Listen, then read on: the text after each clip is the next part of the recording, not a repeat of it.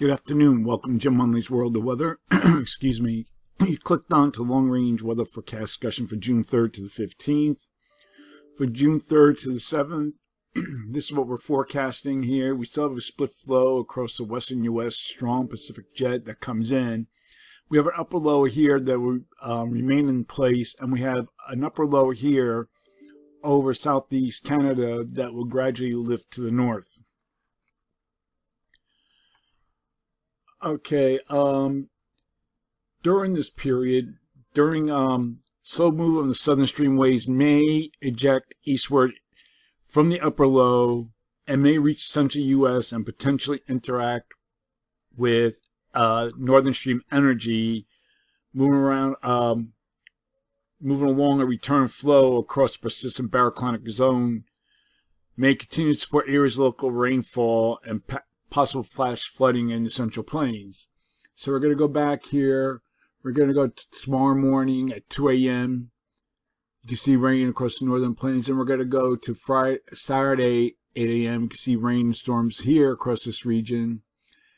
That's the GFS, and here's the European. Then we're going to go to 8 p.m. Sunday. Then we're going to 2 a.m. Monday. Now we have more storms here developing. This is all coming out from this upper low that's situated here, right here. So this is the pattern of what we're forecasting. We're forecasting a lot of rain. This will be across areas that are already received a lot of rainfall, and the rivers and streams can't take any more moisture. I don't know what's going to happen. And so we're expecting rain and storms here. Now we're going to look at the flow for June 6th to the 10th. And then a split flow remains across the western U.S. Here's our northern stream, weak southern stream here. And most of the models depict above normal heights across the west and trough over the northeast, what we see here. But if we take a look at the European ensembles, right here, has a trough in the west. Troughs here, but still lifting out, and the ridge is above normal heights across this region. So for this forecast period, I am forecasting above normal temperatures here, and I'm going to downgrade these anomalies here. I don't think it'll be that warm. I'm going to say at least 6 degrees above normal, and then we have below normal temperatures here, and I'm forecasting anomalies of 4 to 6 degrees below normal. For precipitation, no rest for the weary. It's still expecting above normal precipitation across this region here, and the probability of occurrence is 35 to 45%.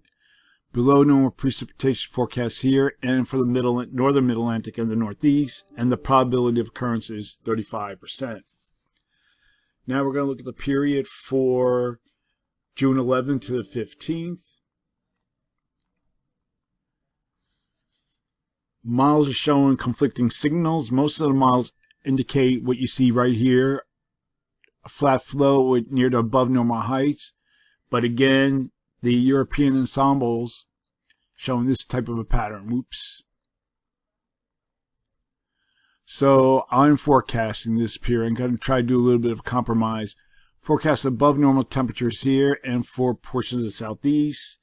And I'm forecasting numbers of 6 degrees above normal. I'm downgrading these anomalies, and then we have below normal temperatures here, and I'm forecasting numbers of 4 degrees below normal. And again, for precipitation, again forecasting above normal precipitation for portions of the west across this region here into the lower mid-Atlantic, or you might call that the southeast. And I'm forecasting the probability of occurrence is 35 to 45%. And then we have below normal precipitation here. I'm giving a low probability because I don't think this will come true. But we have a couple more days to see this. Probability of occurrence is 35%. Now we're going to get to the tropics.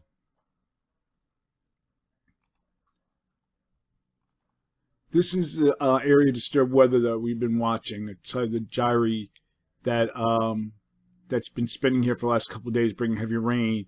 And a broad area of low pressure accompanies this system with clouds and showers center over the Yucatan. and is forecast to move westward over the southern bay of Campeche during the weekend. Now, the National Hurricane Center says that some gradual development of the system is possible through early next week as long as it remains over water. And regardless of development, the disturbance will likely produce heavy rainfall across portions of southern Mexico during the next few days. And we take a look at the water vapor imagery. You can see it has good moisture content with it.